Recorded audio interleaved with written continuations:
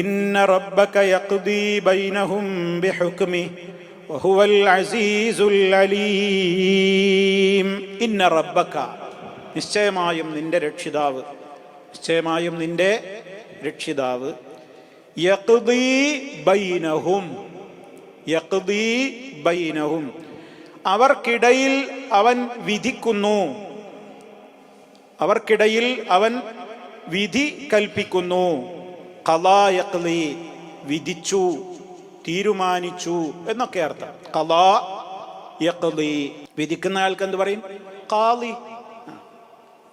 ഇന്ന റബ്ബക യഖ്ദീ ബൈനഹും, അവർക്കിടയിൽ, ബിഹുക്മിഹി, അവന്റെ വിധി കൊണ്ട് അവൻ വിധിക്കും.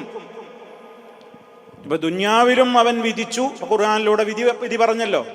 ഇന്ന റബ്ബക, നിശ്ചയമായും നിന്റെ രക്ഷിതാവ്, യഖ്ദീ ബൈനഹും, അവർക്കിടയിൽ വിധിക്കുന്നു എന്ന് പറഞ്ഞാൽ മുമ്പ് ആരെ കുറിച്ചാ പറഞ്ഞത്? ഇസ്രായേൽ സന്തതികളെ കുറിച്ച്.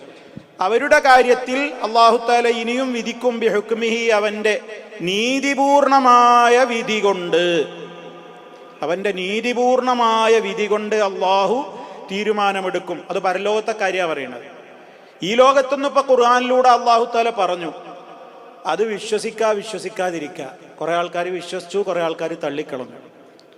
അതിനിപ്പോൾ നിവൃത്തിയൊന്നുമില്ല. ഈ ലോകം ശിക്ഷയുടെയും രക്ഷയുടെയും ലോകമൊന്നുമല്ല. ഇവിടെ ആർക്കും വേണമെങ്കിൽ സ്വീകരിക്കാം, അല്ലെങ്കിൽ തള്ളിക്കളയാം. പക്ഷെ പരലോക കോടതിയിൽ ആ തീരുമാനം അത് അവരവിടെ അംഗീകരിക്കേണ്ടി വരും. അതിൻ്റെ ശിക്ഷകൾ അവർ അനുഭവിക്കുകയും ചെയ്യേണ്ടി വരും. വഹുവൽ അസീസുൽ അലീം, അള്ളാഹു ആരാണ്? അവൻ അസീസാണ്, അലീമുമാണ്. അപ്പൊ ഈ ദുന്യാവിൽ വെച്ച് അവർക്കിടയിൽ അഭിപ്രായ വ്യത്യാസത്തിലുള്ള കാര്യത്തിലൊക്കെ ഖുർആനിലൂടെ റബ്ബ് തീരുമാനം പറഞ്ഞു. ഇതാണ് സത്യം എന്ന്. ഇനി നാളെ മഹ്ശറിലും ഏതൊക്കെ കാര്യങ്ങളിൽ അള്ളാഹുവിൻ്റെ അടിമകൾക്കിടയിൽ, അത് ഇസ്രായേൽ മക്കളാവട്ടെ ആരാവട്ടെ, ഏതിലൊക്കെ മനുഷ്യന്മാർ തർക്കിച്ചു കൊണ്ടിരിക്കുന്നുവോ ആ തർക്കത്തിൻ്റെയൊക്കെ അന്തിമ വിധി എവിടെ വരും? പരലോകത്ത് വെച്ച് വരും. അപ്പൊ മനസ്സിലാകും. അതിന് മാത്രം ഇന്ന റബ്ബക യഖ്ദീ ബൈനഹും ബിഹുക്മിഹി വഹുവൽ അസീസുൽ അലീം. അല്ലാഹു തആല അസീസുമാണ്, അലീമുമാണ്.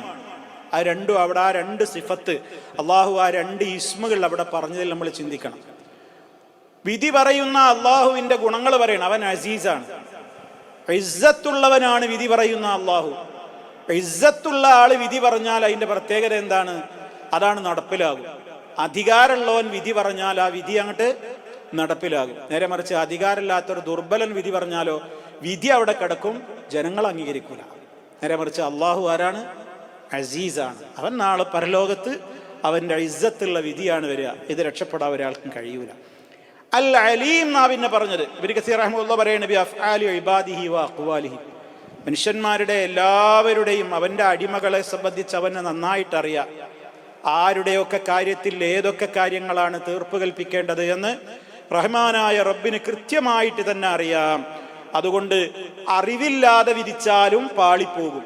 അതുകൊണ്ട് അള്ളാഹു വിധിക്കുന്നു എന്ന് പറഞ്ഞപ്പോൾ അവൻ്റെ ഒരു ഗുണം പറഞ്ഞത് എന്താണ്? അവൻ അസീസുമാണ്, മറ്റൊന്ന് അവൻ അലീമുമാണ്. വിധികർത്താവിന് ഈ രണ്ട് ഗുണവും വേണം. വിധിക്കാനുള്ള അധികാരവും വേണം, അതിനെക്കുറിച്ചുള്ള അറിവും വേണം. അധികാരമില്ലാത്തവൻ വിധിച്ചാൽ ആൾക്കാരോട്ട് പരിഗണിക്കൂല. അറിവില്ലാത്തവൻ വിധിച്ചാൽ ആ വിധിയിലൊക്കെ എമ്പാടും എന്തുമായിരിക്കും? തെറ്റുമായിരിക്കും. അപ്പൊ അള്ളാഹുവിൻ്റെ ഹുക്മിൽ ഒരു തെറ്റ് നമുക്ക് കാണാൻ കഴിയൂല. അതാണിപ്പോ ഈ രണ്ടാമത്തെ ആയത്തിൽ ഇന്ന റബ്ബക യഖ്ദീ ബൈനഹും ബിഹുക്മിഹി വഹുവൽ അസീസുൽ അലീം.